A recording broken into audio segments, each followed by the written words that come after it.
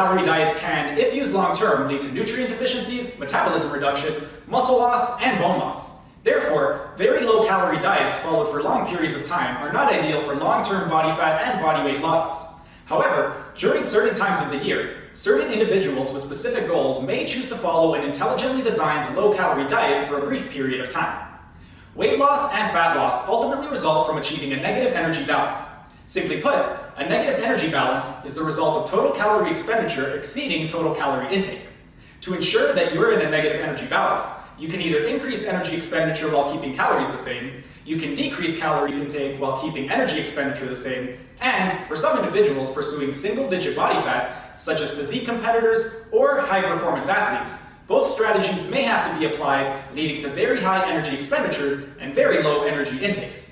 However, having to resort to extreme exercise volume or excessive energy restriction may be a sign of some underlying problem that a metabolic assessment and full blood panel could uncover. So, before creating an extreme, health-damaging energy deficit, be sure to seek out the help of a specialist.